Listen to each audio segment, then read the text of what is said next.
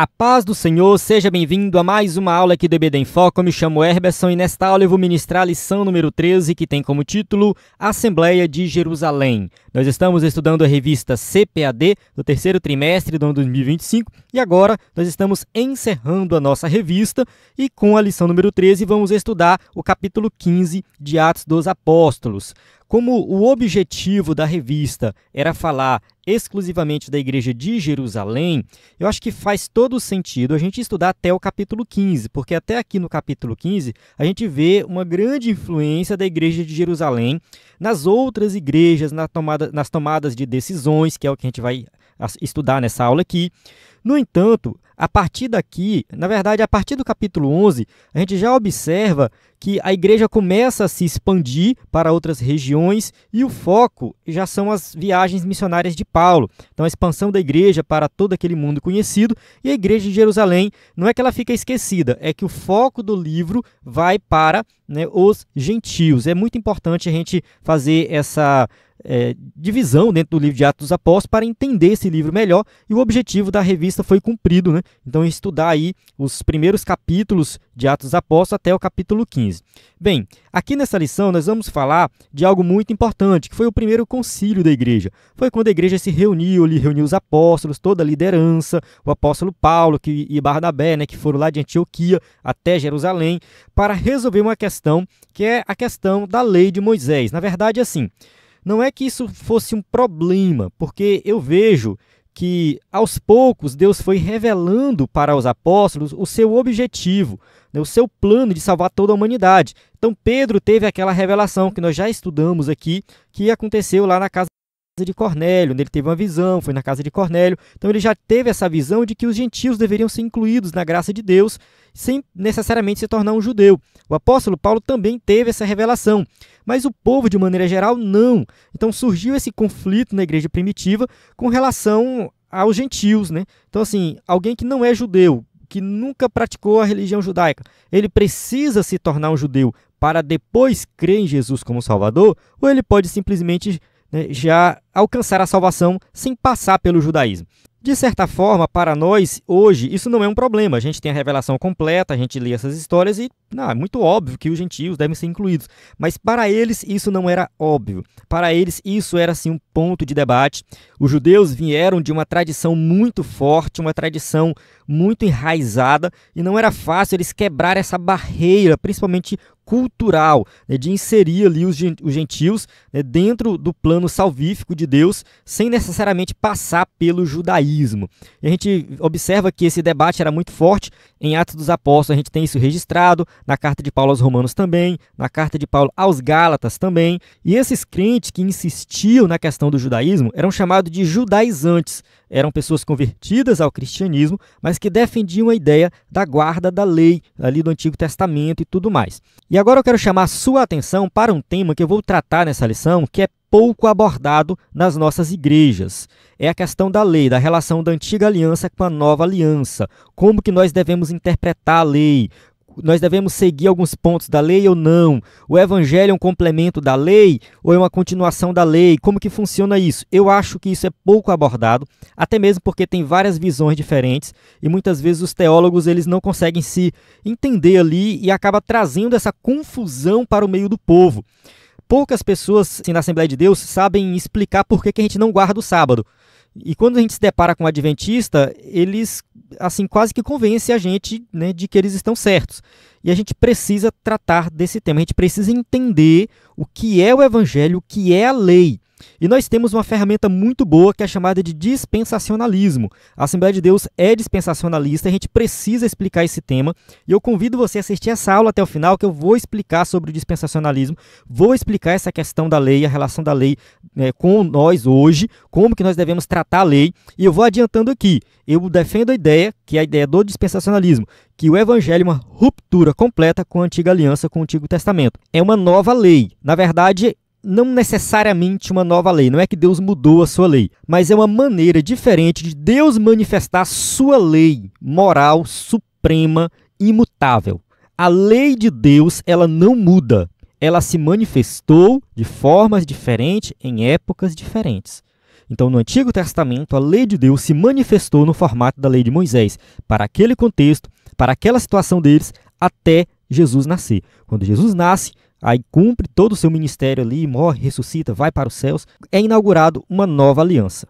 A partir de Cristo, a partir da obra de Cristo, a lei de Deus se manifesta no formato do Evangelho, totalmente diferente da antiga aliança. E a gente precisa entender isso bem detalhado, tá bom? Então eu convido você a assistir essa aula, eu tenho certeza que vai ser uma benção. Estou me alongando um pouco aqui na introdução, mas é porque eu quero chamar a sua atenção para esses pontos importantes. E mais uma coisa que eu vou explicar aqui nessa lição. Lá em Atos capítulo 15, quando eles realizam a Assembleia de Jerusalém, eles chegam à conclusão que não tem necessidade de guardar a lei, mas tem alguns pontos importantes que devem ser observados. Eles colocam ali assim, ó, que se abstenham das contaminações dos ídolos, da prostituição, do que é sufocado e do sangue. A pergunta que fica é, isso é válido para hoje? Será que hoje a gente também tem que olhar para esse ponto aqui e seguir o que está aqui? Ou era só para a igreja primitiva? Porque alguém pode falar assim, não, isso aqui é Novo Testamento, vale para nós nos dias de hoje. Mas por que isso aqui? Tem gente que precisa entender isso em detalhes também. Por que que ficou esses pontos aqui relacionados à lei lá do Antigo Testamento e que ficou valendo para a igreja primitiva? Vale para nós? Até hoje, no caso, tem crentes que não comem chouriço, que alguns chouriços são feitos com sangue, né? Tem um pouco de sangue ali. Tem crente que não come acarajé lá na Bahia, porque dizem que o acarajé lá é oferecido a ídolos. Então, a Bíblia está dizendo aqui que não pode, né? No caso, tem que se abster de todas as contaminações dos ídolos, tudo que é oferecido, e aí não come. O pessoal da Bahia aí, o que vocês me dizem sobre isso? Deixe nos comentários. Então, a gente precisa tratar desse tema também. Eu vou explicar isso aqui. Enfim, muita coisa boa nessa lição. É a última lição, então, assim, vamos esquecer um pouco o tempo. Vai ficar um pouco longa a aula. Vamos aprender esse tema.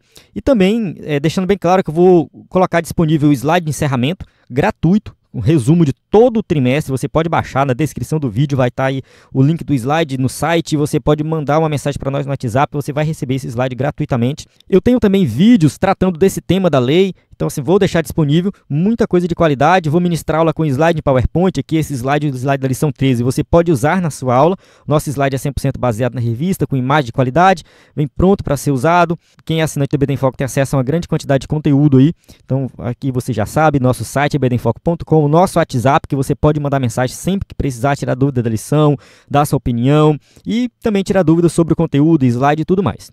Certo? Vamos lá. Aqui é a nossa automação do WhatsApp, só lembrando que você, ao mandar uma mensagem, você já recebe lá a automação e você escolhe o que você quer.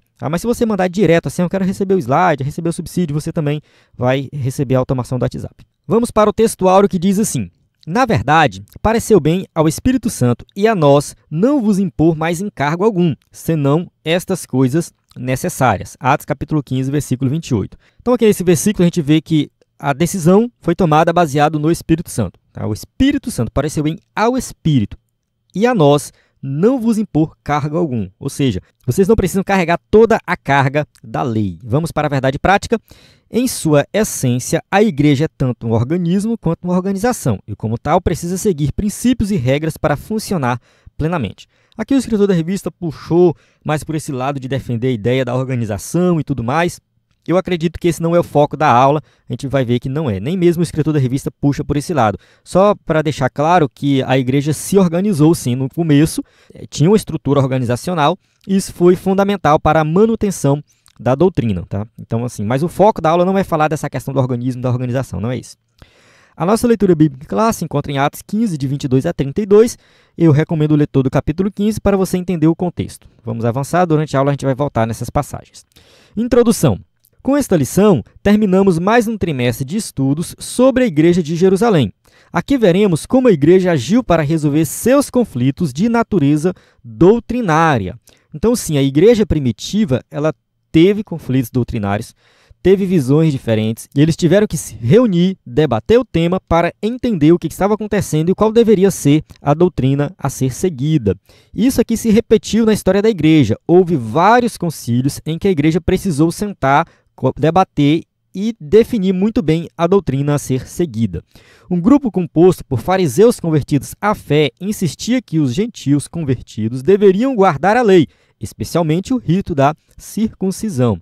Então, assim, muitos fariseus se converteram, e os fariseus eram muito radicais. eles levaram essa cultura radical, né, para o cristianismo e queriam impor aos cristãos a guarda da lei. Então, segundo eles, deveria guardar toda a lei do Antigo Testamento, e em especial ali, né, a questão da circuncisão, porque aquilo ali era uma marca física que dizia que aquela pessoa era um judeu, aquela pessoa pertencia agora ao povo de Deus.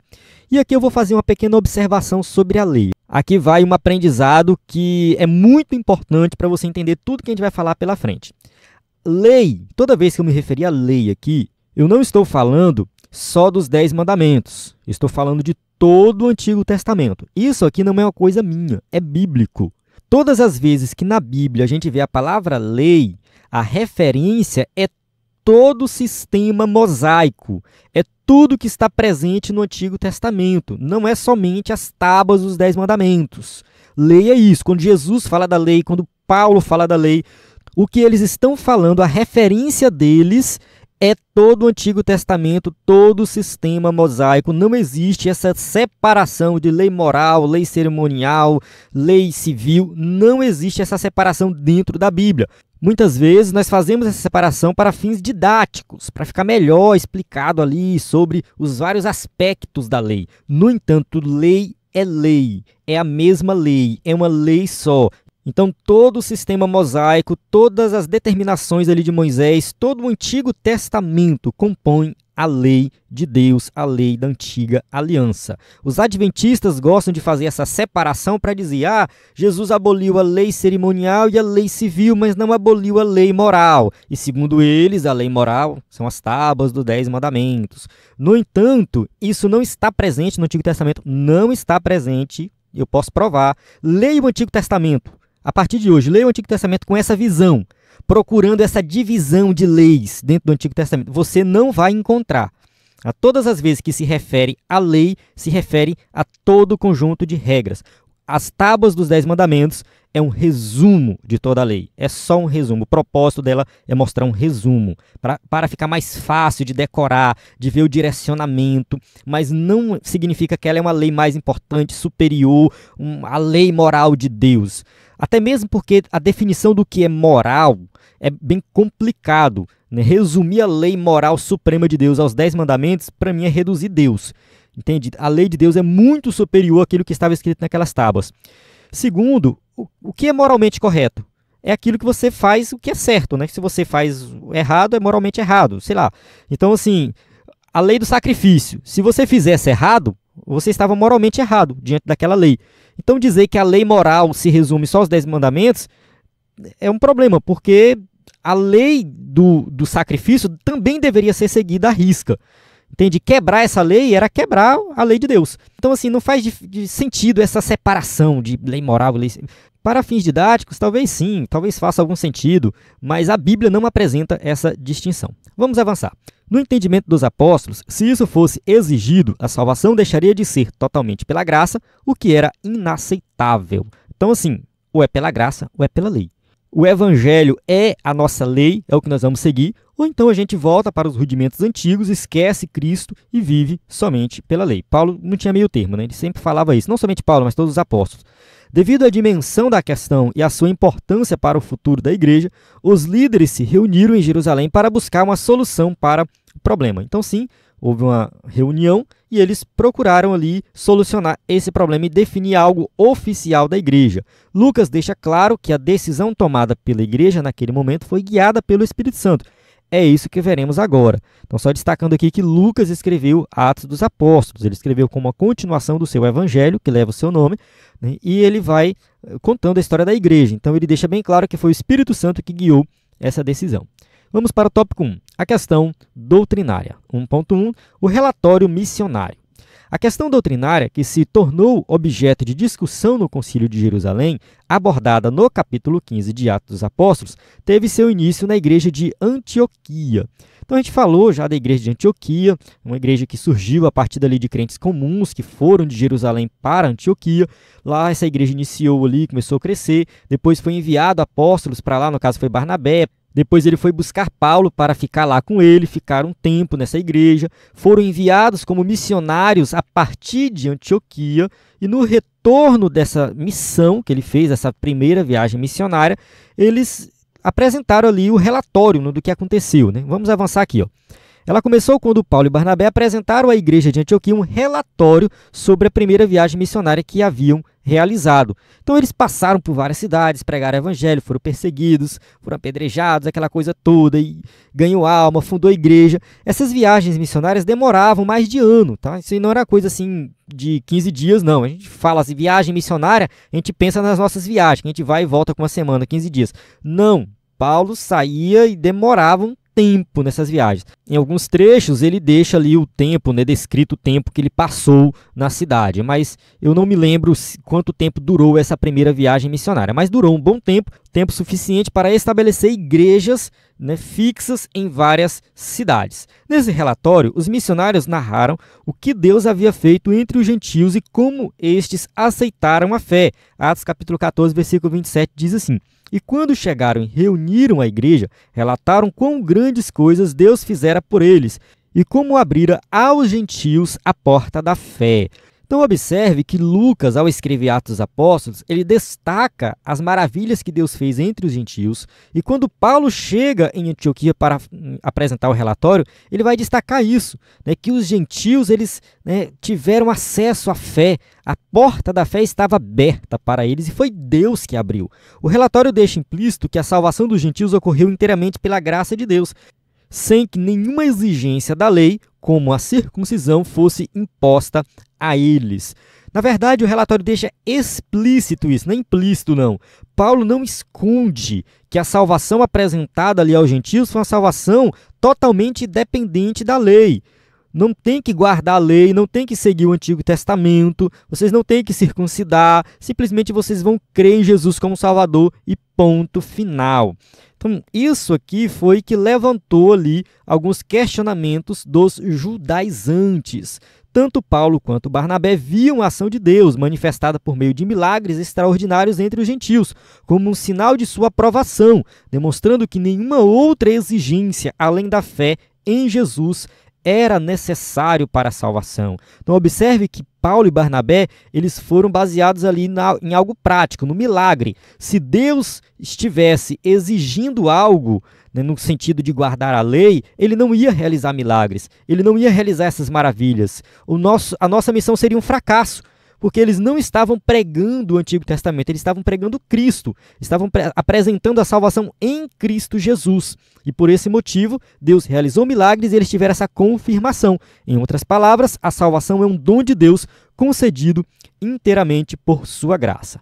Agora, antes de entrar aqui no tópico 1.2, eu quero destacar um ponto aqui sobre, né, o que eu comentei no começo da aula, que eu vou falar, né, da lei do Antigo Testamento e relacionado com o Novo Testamento. Primeiro, a salvação nunca foi pela lei. A lei nunca teve o propósito de salvar. Isso aqui é o primeiro ponto, a gente precisa compreender isso aí. Algumas pessoas deixaram comentário no último vídeo, né? Como que as pessoas se salvavam no Antigo Testamento? Não era por meio de Cristo? Não tinha Cristo ainda?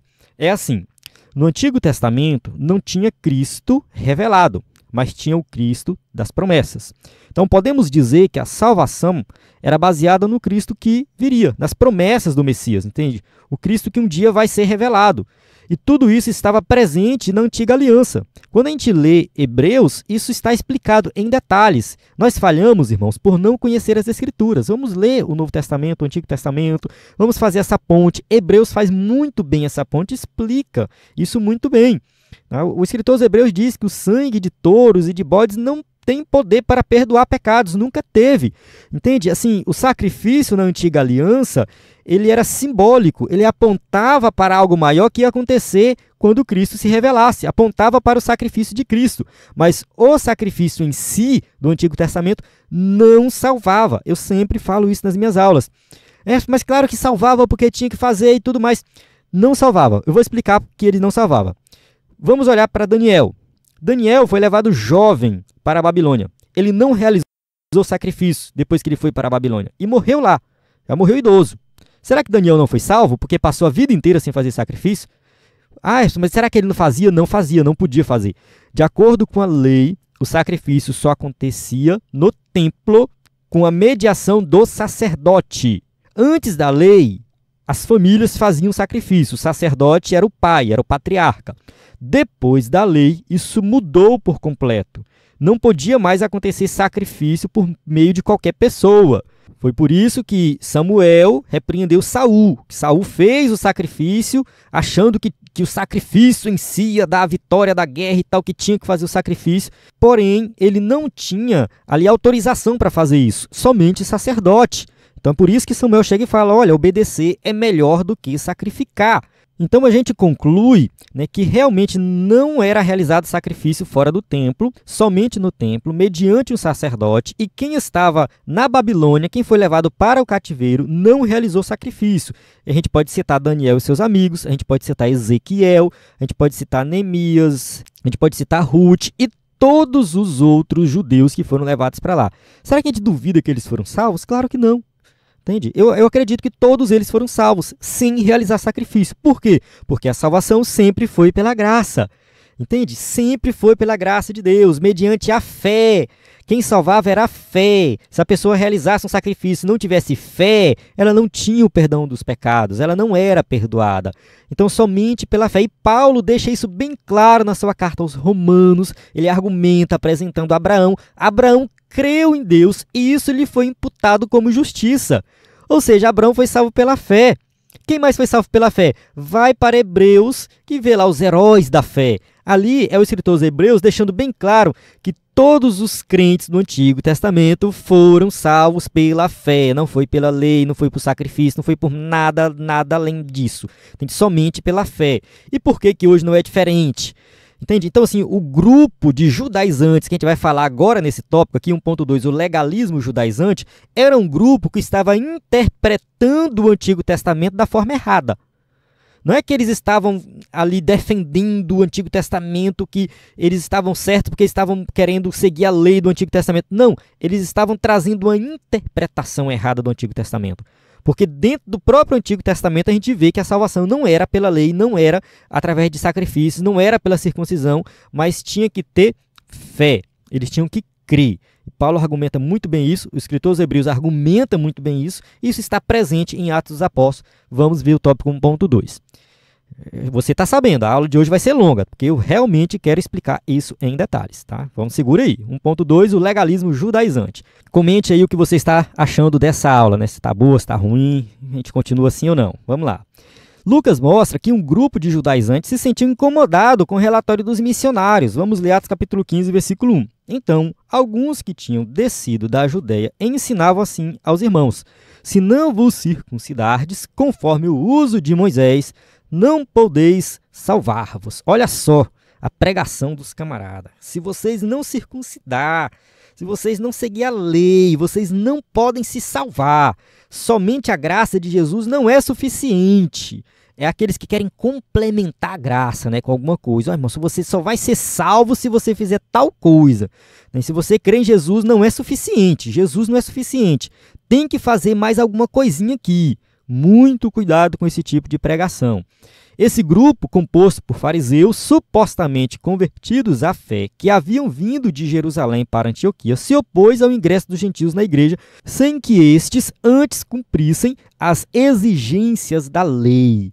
Então, assim, vocês só vão ser salvos se vocês cumprirem a exigência da lei. E como eu já comentei, isso é uma interpretação errada deles. Totalmente errada. E nesse ponto aqui da aula, eu planejei falar sobre a relação do Antigo Testamento com o Novo Testamento, a relação da lei com os dias atuais, só que eu resolvi segurar um pouco mais e vou para o tópico 2.1. No 2.1, eu vou fazer essa observação e vou tirar aí uns 10 minutinhos ou mais para explicar sobre o dispensacionalismo, como que nós entendemos a lei nos dias atuais, qual o propósito da lei, vou indicar materiais, então segura aí. Vamos lá, vamos avançar aqui para terminar logo esse tópico. Houve, portanto, um confronto entre esse grupo judaizante e os missionários Paulo e Barnabé. Então, de fato, houve um confronto, a gente vai ler a passagem daqui a pouco, mas deixa bem claro lá que realmente teve um debate muito grande entre eles e esse debate teve que ser levado até a igreja de Jerusalém para decidir, né, qual seria ali a postura oficial da igreja. A questão tomou grandes proporções, correndo risco até mesmo de dividir a igreja em Antioquia, o que exigia uma resposta rápida por parte da liderança. Então, de fato, a igreja de Antioquia, que cresceu bastante, que começou a exercer muita influência, precisou recorrer à igreja de Jerusalém, que é a igreja mãe, né? A igreja principal ali que estava os apóstolos, e eles, né, resolveram fazer uma reunião e tomar algumas decisões importantes nesse ponto aqui. Contudo, por se tratar de um tema complexo e de amplo alcance, a igreja de Antioquia considerou adequado remeter a questão para Jerusalém, a igreja-mãe, onde o assunto seria analisado e amplamente discutido pelos apóstolos e presbíteros. Então, que fique bem claro aqui que a igreja de Jerusalém dava todo esse suporte para as outras igrejas e as outras igrejas seguiam as orientações de Jerusalém. Inclusive, o próprio apóstolo Paulo recorreu à igreja de Jerusalém. Vamos ler Atos capítulo 15, versículo 2. Tendo tido Paulo e Barnabé não pequena discussão e contenda contra eles, resolveu-se que Paulo e Barnabé e alguns outros dentre eles subissem a Jerusalém, aos apóstolos e aos anciãos sobre aquela questão.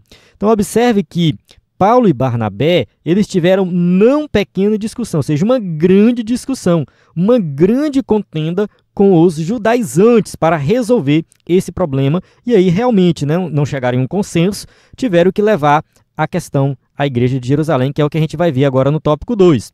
Então, o debate doutrinário aqui no tópico 2, 2.1, uma questão crucial. Vamos lá. A questão gentílica chegou a Jerusalém para ser tratada. Contudo, judaizantes que ali se encontravam deixaram claro que a igreja deveria circuncidar os gentios convertidos e ordenar que eles guardassem a lei de Moisés. Então, os judaizantes, que eram os fariseus, vamos ler o texto aqui, Atos capítulo 15, versículo 5. Alguns, porém, da seita dos fariseus, que tinham crido, se levantaram, dizendo que era mister circuncidá-los e mandar-lhes que guardassem a lei de Moisés. Então, os fariseus, que eram conhecidos pela sua radicalidade, queriam seguir a lei ao pé da letra e tudo mais, não somente a lei, mas também a tradição dos anciãos e tudo mais. Enfim, eles levaram essa radicalidade para o cristianismo. Eles se converteram ao cristianismo, mas ainda estavam seguindo a antiga aliança e queriam obrigar os gentios a fazer a mesma coisa. Então, assim, além deles querer assim, se manter nessa tradição, estavam divulgando dentro da igreja que todo mundo tinha que fazer isso, e todo mundo tinha que se circuncidar, que todos deveriam seguir a lei para alcançar a salvação. No entendimento desse grupo, sem a observância da lei, ninguém podia se salvar. Então, esse era o entendimento deles. E aqui a gente vai parar um pouco. Eu vou fazer uma observação sobre a questão da relação da lei com os dias atuais, com a nova aliança, explicar um pouco sobre dispensacionalismo. Isso é fundamental não somente para essa aula, mas para a sua vida e para próximas aulas. Sempre que toca nesse tema, eu faço isso. Quem acompanha o BD em Foco sabe que eu gosto muito desse tema, eu gosto de explicar porque é um tema pouco explicado, a gente precisa falar. Eu tenho um vídeo sobre esse tema, eu vou mostrar ele aqui, eu vou abrir aqui a tela, vou mostrar aqui o vídeo. No EBD em Foco, na página inicial, tem a parte de vídeos extras, e aí tem alguns vídeos aqui bem interessantes, né? E esses vídeos estão no YouTube também. Mas tem aqui, Jesus aboliu a lei, né? Qual a relação da lei com os cristãos da atualidade, né? Então a gente precisa ver esse vídeo. Eu gosto muito desse vídeo. Assim, foi um dos melhores vídeos que eu já fiz, pelo menos eu assistindo meus vídeos antigos, né? É um dos melhores vídeos que eu já fiz, porque o conteúdo dele é muito bom. O roteiro desse vídeo ficou muito bom, muito bem organizado. Eu explico em detalhes. Sempre que eu vou ministrar esse tema, eu reassisto esse vídeo, aprender com o eu do passado, né? Tem 3 anos esse vídeo aqui. Eu reassisto e relembro, né, tudo que eu expliquei ali para enriquecer as minhas aulas que tocam nesse tema. Então eu recomendo você assistir esse vídeo. Eu gosto muito dele, é muito bom. Tá? E, além desse vídeo, tem um material aqui, que é um material que a gente tem sobre escatologia, e tem uma aula que é sobre dispensacionalismo. Eu vou usar aqui um trecho dessa aula. Tá? O slide completo está disponível para quem é assinante do EBD em Foco. Tá? Eu acho que está bem aqui, ó, lição 3, é um slide bem completo mesmo. Bem grande mesmo o slide aqui, explicando tudo de dispensacionalismo. Nós temos aulas sobre isso aqui no EBD em Foco. Quem é assinante tem acesso aos slides de escatologia. Tá? Isso aqui é só conteúdo exclusivo de assinante do EBD em Foco. Eu peguei um trecho aqui de dispensacionalismo. Vou explicar rapidinho o que é o dispensacionalismo. Opa, não está indo, agora foi. Rapidinho mesmo. E vou fazer essa ponte aqui com a lei. Tem tudo a ver, tá? Vamos entender o que é o dispensacionalismo. Entendemos a dispensação como um período específico de tempo que é baseado em mandamentos, promessas e princípios de Deus para a humanidade, com a finalidade de pôr à prova a sua obediência e fidelidade a ele. Então, sim, dispensação tem a ver com tempo. Daqui a pouco eu vou fazer uma definição um pouco mais completa aqui. Nós, ao pensarmos sobre a ótica dispensacional, imaginamos apenas as subdivisões nos períodos em que chamamos de dispensações. Então, sempre que falamos de dispensações, as pessoas pensam nisso aqui, as dispensações da inocência, da consciência, do governo humano, promessa patriarcal, da lei, da graça e do milênio. Esses nomes podem mudar de um autor para outro, mas é basicamente a mesma ideia. Então são 7 dispensações. Tem alguns dispensacionalistas que colocam 3, outros colocam 5, mas seguem a mesma ideia. No entanto, não é somente isso. Dentro dessa ótica, Deus em sua eternidade tem um plano que percorre toda a história da humanidade para o engrandecimento do seu nome. Então o objetivo aqui é falar de salvação. É um plano de salvação que Deus executa tratando com a humanidade de maneiras específicas em épocas específicas. Então, assim, cada época Deus trata com a humanidade de uma maneira diferente. E o dispensacionalismo também é um método de interpretação bíblica.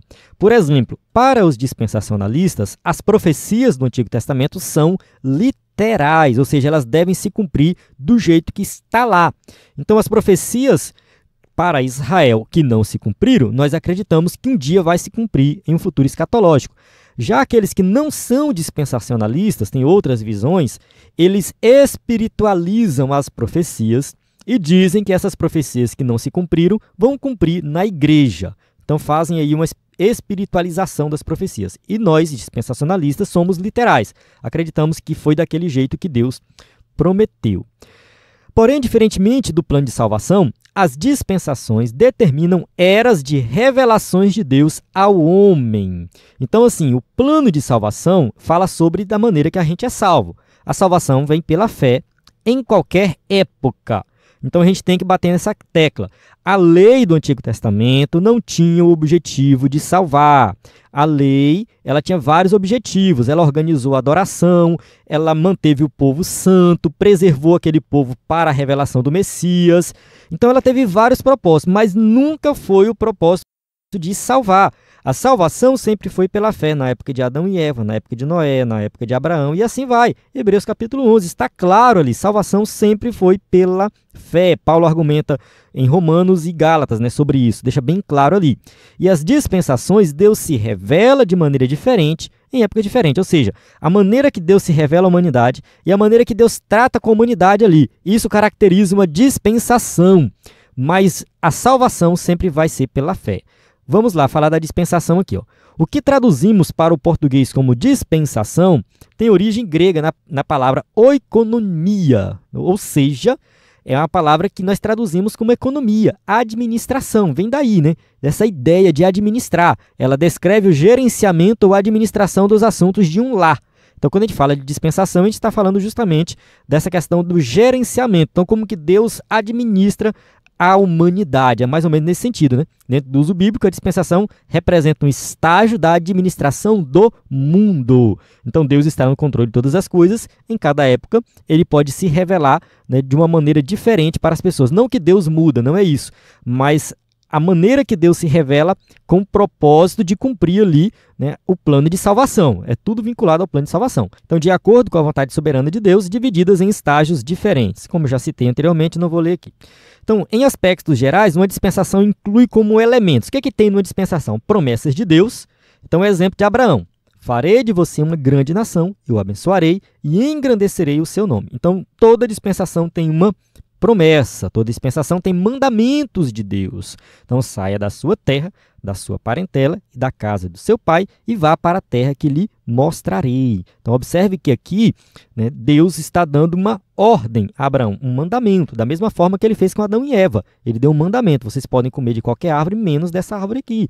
Então, assim, sempre tem os mandamentos e tem princípios para a humanidade como um todo.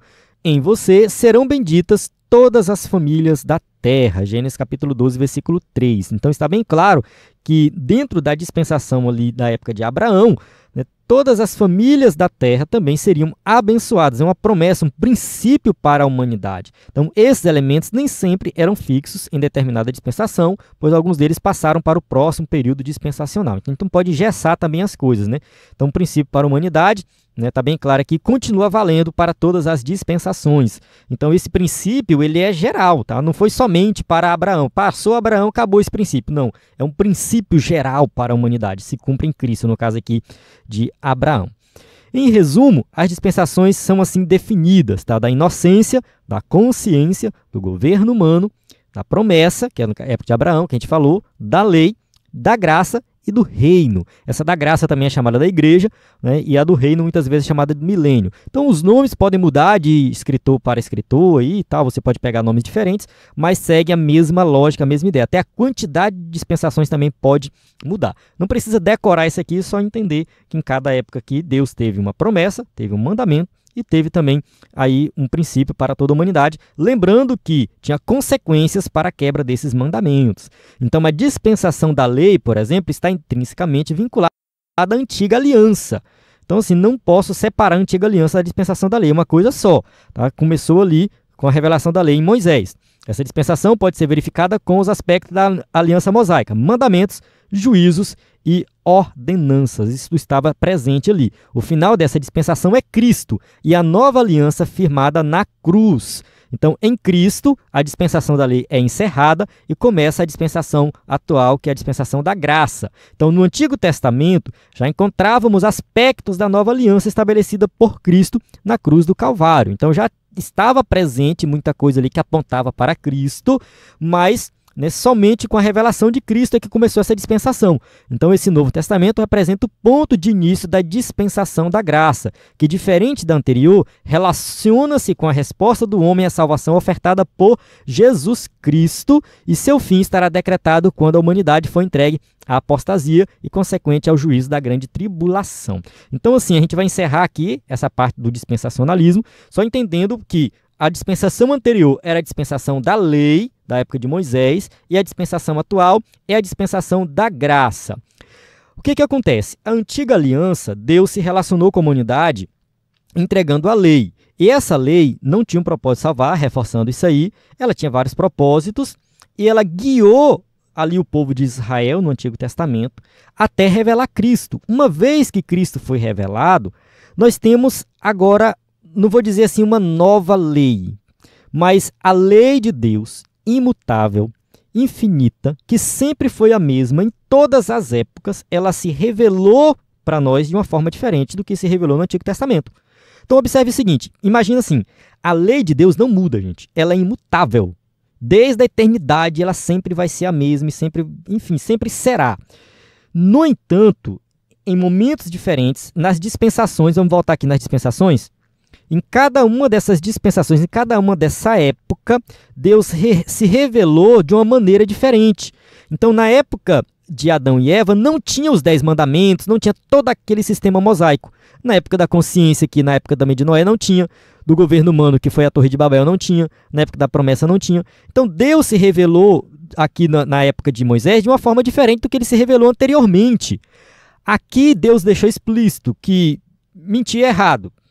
Não direis falso testemunho, mentir é errado. Só que mentir foi errado aqui, na consciência, na inocência, na consciência, no governo humano, na promessa.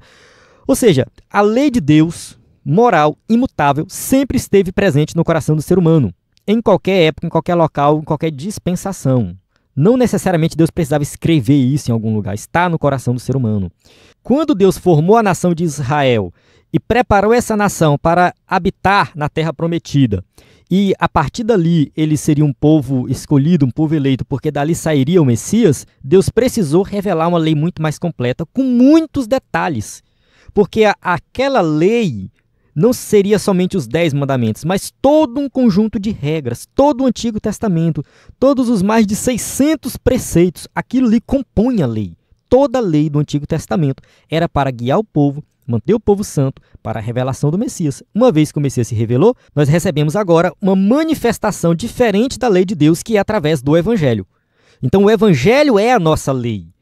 A gente não precisa mais seguir o Antigo Testamento, a gente não precisa mais seguir a antiga aliança, porque agora a gente vive na graça, no Evangelho, não na lei de Moisés. Passou, é uma nova revelação superior. Essa revelação é superior, então eu não preciso da antiga que é inferior. Isso está bem claro no escritor aos Hebreus ali, né? Ele deixou bem claro isso aí. Nós temos uma revelação superior. Não compensa, não vale a pena a gente voltar para a revelação anterior, a revelação que é inferior. Amém? Então aqui eu vou voltar para a aula. Não sei se eu tomei muito tempo aí, mas eu acho que esse tema ele é importante, a gente precisa falar sobre ele. Então eu recomendo você assistir o vídeo que eu indiquei, eu vou deixar na descrição, vou enviar no grupo, enfim, assista esse vídeo que lá está muito mais detalhado, tá bom? Vamos lá, vamos avançar aqui, ó. Pedro é o primeiro a ver a gravidade da questão e percebe que ela não pode ser tratada de forma subjetiva. Então Pedro não quer tratar de qualquer maneira, não quer jogar a sujeira debaixo do tapete, não.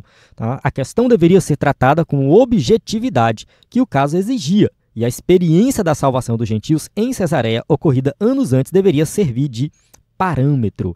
Então, sim, Pedro viveu uma experiência muito boa, muito prática na casa de Cornélio, e ele foi apresentar isso aí como evidência de que a salvação também é para os gentios. Pedro, então, evoca a experiência pentecostal gentílica como prova da aceitação deles por Deus. Atos capítulo 15, versículo 8, diz assim, ó, e Deus, que conhece os corações, lhes deu testemunho, dando-lhes o Espírito Santo, assim como também a nós. Então Pedro fala assim, olha, se Deus derramou o Espírito Santo sobre os gentios, quem somos nós para dizer o contrário? Ou seja, Deus já deu a resposta, os gentios são salvos como nós. E vamos nos aprofundar mais nisso aqui, ó, 2.2, a experiência do Pentecostes na fé dos gentios. O derramamento do Espírito sobre os gentios, anos antes, em Cesareia, na casa de Cornélio, havia sido uma experiência objetiva, física e observável por todos os presentes ali. Vamos ler aqui o texto de Atos 10, 44 a 46, diz assim, ó, e dizendo ainda essas palavras, caiu o Espírito Santo sobre todos os que ouviam a palavra. E os fiéis que eram da circuncisão, todos quantos tinham vindo com Pedro, maravilhavam-se de que o dom do Espírito Santo se derramasse também sobre os gentios, porque os ouviam falar em línguas e magnificar a Deus. Então observe que aquelas pessoas que estavam ali ouvindo Pedro pregar na casa de Cornélio não eram judeus, não tinham praticado a circuncisão e eles foram cheios do Espírito Santo, falaram em línguas. Então isso aqui foi uma confirmação que Pedro estava precisando, né, para realmente entender que o Evangelho é para judeus e também para gentios, que não tem necessidade nenhuma de uma pessoa se converter ao judaísmo para depois receber o Espírito Santo. Pedro espera que seu argumento seja aceito da mesma forma que for aceito anos antes pelos judeus que haviam questionado a salvação dos gentios de Cesareia. Ou seja, Pedro precisou apresentar esse argumento para a igreja na época e agora, nesse período, ele está apresentando novamente para todos ali, deixando essa postura, né, a posição oficial da igreja. Convém lembrar que esse mesmo argumento de Pedro já havia sido usado pelo apóstolo Paulo por ocasião de seu debate com os crentes da Galácia. Só lembrando que Paulo, né, teve muitos problemas lá com os judaizantes na Galácia, tanto que a sua carta aos Gálatas ele vai ali destruindo o argumento deles, né, deixando bem claro que o crente verdadeiro, o crente salvo em Cristo Jesus, não segue a lei da antiga aliança, não confia na salvação pela lei, não faz o menor sentido. A salvação no Antigo Testamento não era baseada na lei, eu acho que eu já repeti isso várias vezes, e uma prova disso que Paulo coloca na carta aos Gálatas, argumentando ali, é que o próprio Abraão, ele creu em Deus e isso lhe foi imputado como justiça, ou seja, Abraão, ele foi salvo pela fé, não foi por obras, não foi pela lei, a lei nem existia na época de Abraão, Deus não tinha revelado a lei de Moisés para Abraão, então ele foi salvo pela fé. Depois a gente vê Daniel e seus amigos sendo levados para a Babilônia. Lá não tinha templo, eles não fizeram sacrifício. Então não seguiram a lei. Basicamente, eles não seguiram a lei. Por quê? Porque não tinha como sacrificar. O sacrifício era realizado somente no templo, com a mediação de um sacerdote. Então não tinha como ele fazer sacrifício. E mesmo assim, nós acreditamos que Daniel foi salvo. Por quê? Porque a salvação não estava vinculada à lei. Coloque isso na sua cabeça. Não precisava aguardar a lei para ser salvo. A lei era algo externo no sentido de que eu sou salvo, eu vou obedecer à lei. Eu sou salvo pela fé, então eu vou seguir a lei, os mandamentos de Deus, porque essa lei ela vai me ajudar a santificar, essa lei vai me ajudar a manter nos caminhos do Senhor, essa lei ela organiza o culto, a adoração, o sacrifício. Então a lei tinha vários propósitos. mas não era nenhum de salvação. E Paulo está argumentando nesse sentido.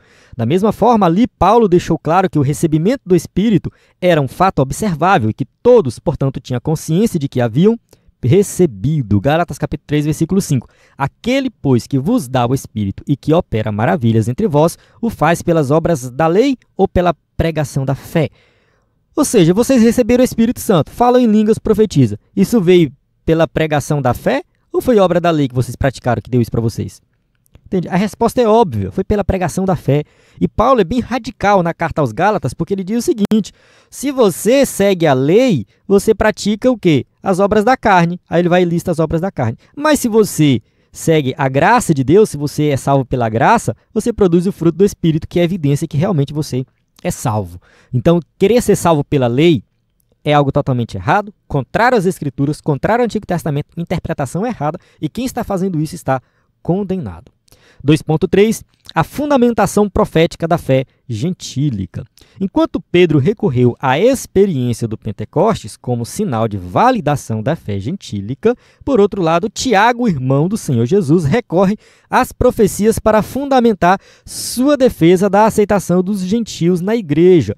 Então, assim, Pedro foi mais pragmático. Olha, na prática, e eu fui lá e preguei para os gentios, o Espírito Santo foi derramado e eu vi o Pentecoste acontecer no meio deles. Está confirmado, eles pertencem ao povo de Deus. E aí Tiago falou assim, não, mas vamos para a Bíblia. Vamos ler a nossa Bíblia, que é o Antigo Testamento, e ver o que diz. Aí ele foi lá e pegou o Antigo Testamento e leu. Aí falou, olha, está aqui, ó, vários versículos, várias passagens, né? Nessa época que não tinha divisão de capítulos e versículos, né? Então tinha vários trechos que ele ia citando, mostrando que já estava previsto nas profecias que os gentios seriam incluídos no povo de Deus. Para ele, a inclusão dos gentios na igreja estava predita nos profetas, Atos capítulo 15, versículo 15, e com isso concordam as palavras dos profetas. Vale destacar que o que nós temos escrito em Atos dos Apóstolos é um resumo. Lucas resumiu. Esse debate aqui pode ter durado um dia inteiro, quem sabe dias. Eles tiveram tempo de consultar, de estudar, de ver detalhes. Então, assim, estava lá registrado, basta nós lermos. A aceitação dos gentios na igreja não era uma inovação sem respaldo nas Escrituras. Então não foi uma inovação qualquer, foi realmente algo que já estava previsto no Antigo Testamento. Pelo contrário, Deus já havia mostrado aos antigos profetas que os gentios também fariam parte de seu povo. Então sim, o povo de Deus não se restringe somente a um povo de Israel ali fechadinho, não. O povo de Deus é toda a humanidade, o evangelho é para todos. Esse era um fator divino, fruto de sua graça, e que nada mais precisava ser acrescentado. Sim, de fato, a salvação somente pela graça, não precisa acrescentar mais nada. Vamos para o tópico 3, a decisão da Assembleia de Jerusalém. 3.1, o Espírito na Assembleia. É digno de nota o papel atribuído ao Espírito Santo na tomada de decisões da igreja. Atos capítulo 15, versículo 28, diz assim, na verdade, pareceu bem ao Espírito e a nós, não vos impor mais encargo algum, senão estas coisas necessárias. Então aqui está bem claro que a decisão foi tomada baseada no Espírito. Foi o Espírito que deu a resposta. O Espírito Santo não era apenas visto como uma doutrina na igreja, mas como uma pessoa com participação ativa nela. Então o Espírito Santo tomava as decisões.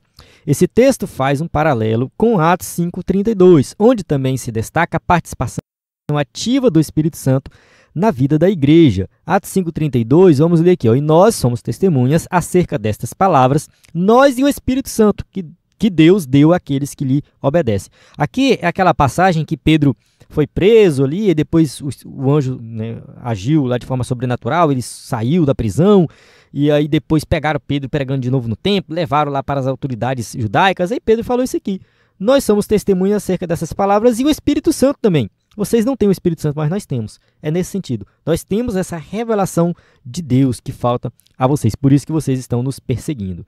3.2. A orientação do Espírito na Assembleia.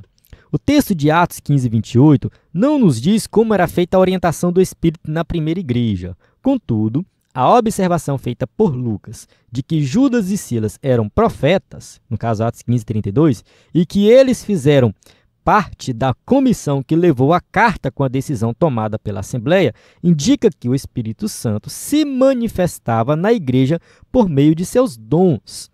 Assim, Vamos lá. Aqui o escritor da revista colocou uma passagem de Atos 13, de 1 a 4. Eu nem vou ler ela aqui por completo, porque eu vou explicar aqui. O escritor da revista está tentando aqui especular como foi que o Espírito Santo revelou para eles essa resposta, né? A decisão deles ali. Então, a decisão tomada, no caso, no Concílio de Jerusalém, foi uma decisão que veio do Espírito. E como foi? Foi através dos profetas? Talvez sim. No caso aqui, ele argumenta, né, sobre a questão dos profetas, porque é citado que na igreja de Antioquia tinha profetas e doutores, é o texto que ele coloca aqui, né, que o Espírito Santo tomou a decisão de selecionar ali Paulo e Barnabé para serem missionários, né, e lá na igreja de Jerusalém, a decisão que eles tomaram em Atos capítulo 15 também foi a decisão do Espírito, e pode ser que Deus usou um profeta ali. No entanto, não necessariamente isso aconteceu. Tá? Isso é uma especulação do escritor da revista, talvez porque ele queira trazer uma revelação um pouco mais, como é que se diz assim, visível, né? Uma revelação mais visível, um profeta falando ali e tal. Não, então o profeta está falando, então o Espírito Santo está falando. No entanto, o Espírito Santo pode ter revelado isso para eles através da interpretação correta do Antigo Testamento. Eles fizeram a leitura do Antigo Testamento, o Espírito Santo revelou a interpretação correta e eles, né, tomaram essa decisão, que foi uma decisão que veio do Espírito. Então não significa que é uma revelação melhor ou pior do que a outra, porque tem gente por aí que acha que se foi um profeta que falou, meu Deus, é o profeta de Deus, eu tenho que seguir, não posso fazer diferente porque o profeta... E não é bem isso que o Novo Testamento ensina, né? As profecias no Novo Testamento é diferente do Antigo. O profeta do Antigo Testamento, ele era alguém escolhido que falava diretamente a palavra de Deus. E desobedecer o profeta no Antigo Testamento era desobedecer o próprio Deus. Então, quando Isaías falava, quando Ezequiel falava, estava ali o próprio Deus falando.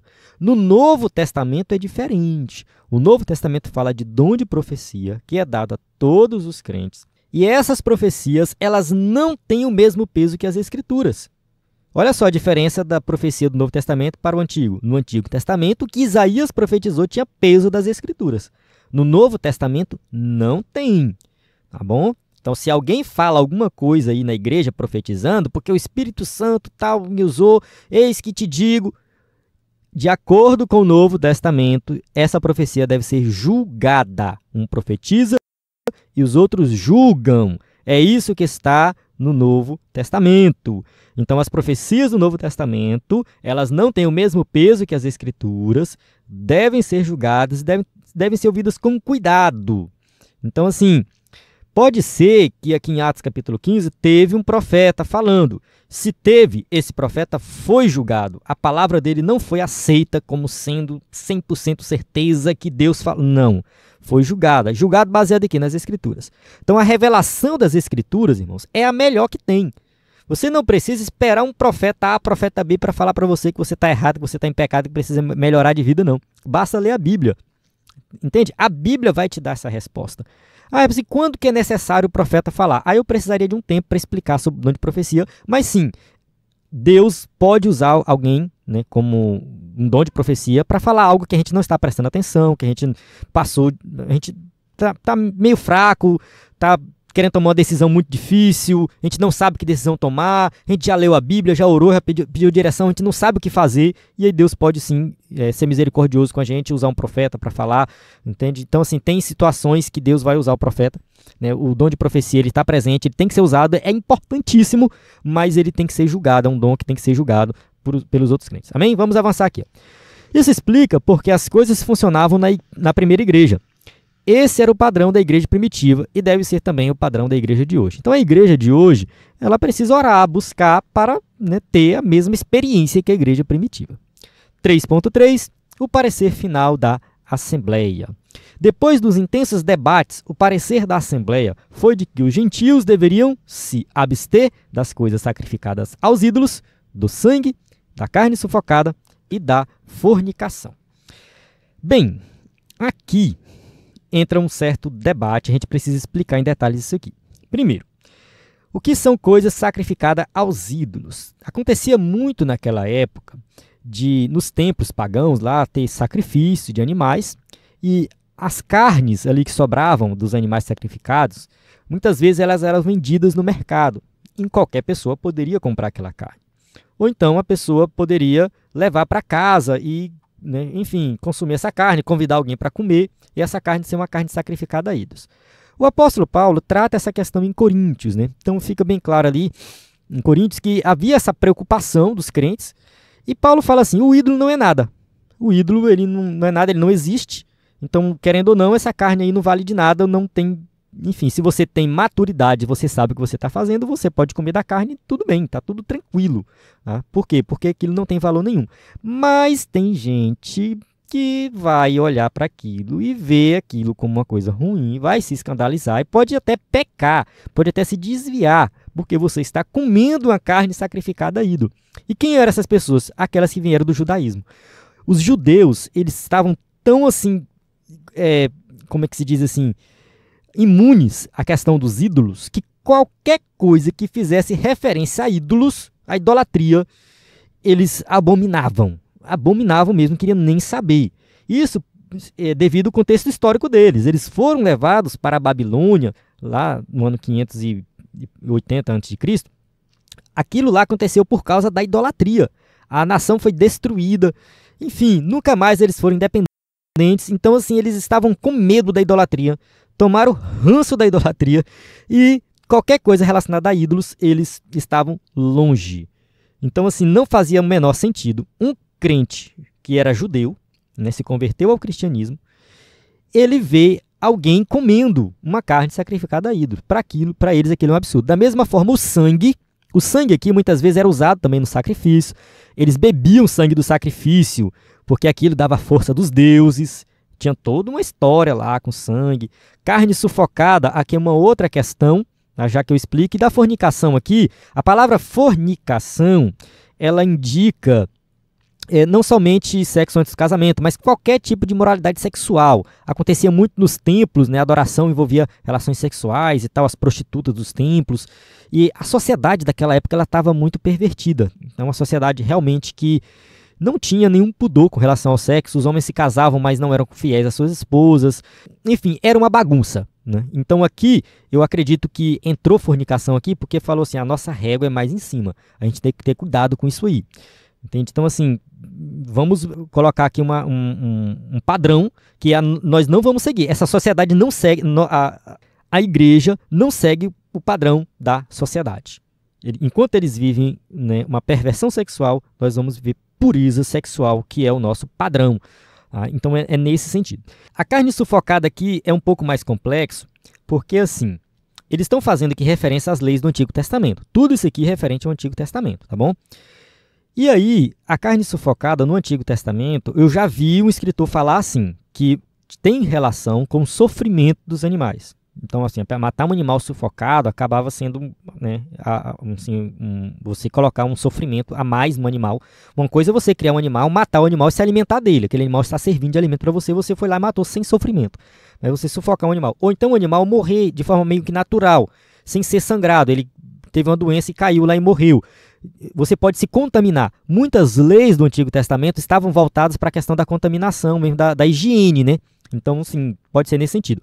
E tem também uma prática pagã antiga que acontecia naquela época, que era o seguinte: eles pegavam o animal, cortavam as patas dos animais para que ele não andasse, ficasse lá agonizando 2, 3 dias para a carne dele não estragar. Porque se matasse o animal, tirasse a carne poderia estragar, eles não tinham muitos meios de conservação.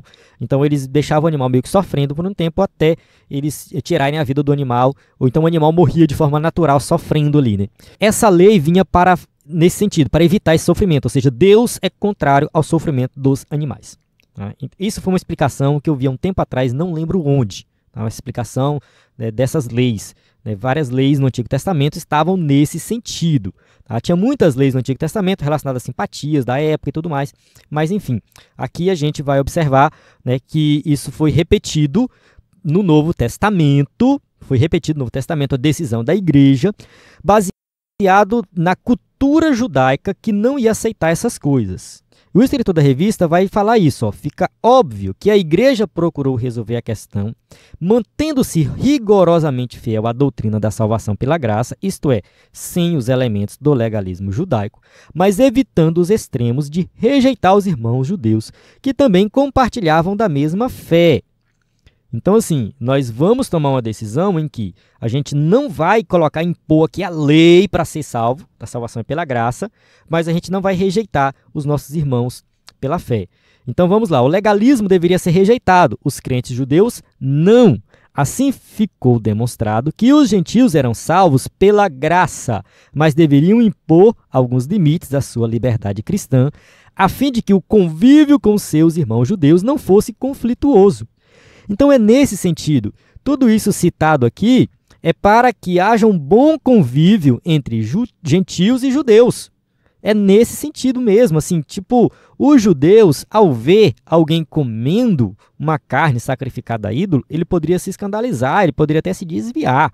Aí os apóstolos falam assim, olha, em prol dos judeus, do convívio, do bom convívio, né, com os judeus, crentes, gentios e judeus, evitem isso aqui, porque vocês vão conviver muito melhor. E trazendo para os dias de hoje, como que a gente aplica isso na nossa vida? Assim, eu não consegui pensar em muitos exemplos, mas vamos supor aqui um irmão que leu a Bíblia e entendeu que não tem problema ele tomar um pouco de vinho. Ele entendeu que a Bíblia proíbe embriaguez e para ele tomar um pouco de vinho está tranquilo, tá legal. E aí ele resolve tomar o vinho. Só que ele está num local que tem um novo convertido que tinha problema com álcool. Já tinha problema com álcool. E aí esse novo convertido tem esse irmão como referência. E aí esse irmão toma um vinho. O novo convertido vê aquilo, fala assim, já que ele tomou e ele pode, e ele é mais experiente do que eu, então eu vou tomar também. Aí esse novo convertido toma o vinho, não consegue se controlar porque ele já tinha problemas com álcool, e aí cai, né, tem uma recaída, volta a beber e tudo mais. Ou seja, o comportamento maduro, entre aspas, né, daquele crente que tomou o vinho, levou alguém a se desviar, a ter uma recaída. Então era muito melhor ele abrir mão disso. Ele entende que tomar o vinho não é pecado, mas ele não vai tomar para não trazer escândalo, não levar alguém a cair. Isso pode ser aplicado em várias áreas da nossa vida, em várias situações do cotidiano. Tem uma história que eu ouvi do pastor Augusto Nicodemos, que diz assim, 2 missionárias foram para uma tribo, aí, um povo um pouco distante, e nessa tribo eles entendiam que o suco de limão era afrodisíaco. Se a pessoa tomasse suco de limão, ela estava pensando em outra coisa. E aí as missionárias não sabiam disso, tomaram suco de limão. E o povo se escandalizou. Elas pararam de tomar, pediram perdão, e mesmo entendendo que o suco de limão em si não é pecado, era melhor não tomar por causa daquela cultura. Não adiantava ela ficar explicando e tal, que não tem nada a ver. Não, enfim, aceita o que eles estão falando, deixe de tomar suco de limão. Se por acaso elas vivessem pelo resto da vida no meio daquele povo, elas iam passar o resto da vida sem tomar suco de limão, né? Pelo menos em público, né? Mas enfim, vamos continuar aqui. Eu acho que a gente chegou no final da nossa aula, né? Chegamos aqui na conclusão, espero que você tenha compreendido. Deixe seu comentário aí o que você achou da aula, né? Vamos ler aqui a nossa conclusão, que diz assim, a igreja sempre será desafiada a enfrentar os problemas que surgem em seu meio. No capítulo 6 de Atos, vimos como ela resolveu um conflito de natureza social, provocado por reclamações de crentes helenistas, hebreus de fala grega. Aqui o problema foi de natureza doutrinária, uma questão melindrosa que requeria muita habilidade por parte da liderança para ser resolvida.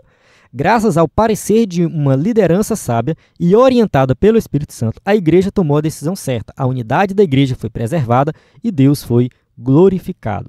Então aqui a gente vê na conclusão, no escritor da revista, né, que exaltando, né, o poder que essa igreja tinha de resolver os conflitos. É um conflito de natureza social, a gente resolve. É um conflito relacionado à pregação do evangelho, a gente resolve. É uma doutrina, a gente resolve. Isso baseado o quê? No Espírito Santo. Era o Espírito Santo que direcionava essa igreja. Isso que fica aqui para nós, né, o exemplo da igreja primitiva, uma igreja que sempre foi guiada pelo Espírito Santo. E esse tema especificamente que a gente tratou aqui é um tema muito importante, salvação pela graça, não é pela lei, a gente precisa compreender isso. Eu acho que tem algo que eu comentei no começo, que eu ia falar durante a aula, não sei se eu falei, devido ao erro do vídeo que deu, né, que eu tive que gravar de novo, eu fico meio perdido em algumas coisas. Mas só para terminar aqui rapidinho, sobre a guarda do sábado. Por que a gente não guarda o sábado, né? Tem vários argumentos aí, a gente não vai ver o sábado presente no Novo Testamento em momento algum, mas assim, o principal é o seguinte, é que o sábado, no Antigo Testamento, ele faz parte da lei geral, como qualquer outra lei. Tá? Qualquer outra lei. Inclusive, o sábado é citado ali dentro de um contexto que fala que não pode jogar 2 sementes diferentes no mesmo campo, que não pode usar roupa com 2 panos diferentes. Mas por que isso? Porque essas leis, elas estavam relacionadas às simpatias da época. As pessoas faziam isso para ter mais produtividade, para serem mais férteis. Então, usar roupa com panos diferentes poderia fazer a pessoa ser mais fértil. Jogar sementes diferentes no mesmo campo poderia fazer o campo ser mais fértil, produzir mais. Né? Então, assim, Deus está falando para o povo, não façam isso. Dependam de mim, eu vou dar fertilidade para vocês. Eu vou fazer a produção aumentar. Não é uma simpatia que vocês vão fazer. Então Deus dá essas leis que podem parecer meio sem sentido, mas tem a ver com o contexto da época. Então é por isso que a lei ela foi dada para Israel, para aquele povo daquela época, ponto final. Ela não serve para nós. Ela foi abolida nesse sentido, porque foi a revelação de Deus para aquela época. A guarda do sábado também. A guarda do sábado está dentro daquele pacote. Não é uma lei superior, inferior. Não existe negócio de lei moral superior, a lei cerimonial. Não existe isso. Tá? Tudo é uma coisa só. A lei é uma coisa só. A lei como um todo, ela foi ultrapassada. Tá? E nós temos uma nova lei. Então não faz sentido guardar o sábado, porque está dentro do pacote completo do Antigo Testamento, sem falar que a gente não tem essa reafirmação no Novo Testamento. Em momento algum, né, a gente vê registro da igreja guardando o sábado. Amém? Então, só para encerrar isso aí, vamos para aqui as perguntas, né, para quem vai usar o slide aí na igreja. E mais uma vez aqui reforçando o nosso site, ebedenfoco.com, lá você vai baixar o slide de encerramento, o nosso conteúdo totalmente disponível aí. Então, na plataforma EBD em Foco, você tem tudo que precisa para ministrar uma aula de excelência na EBD. A paz do Senhor, até a próxima aula.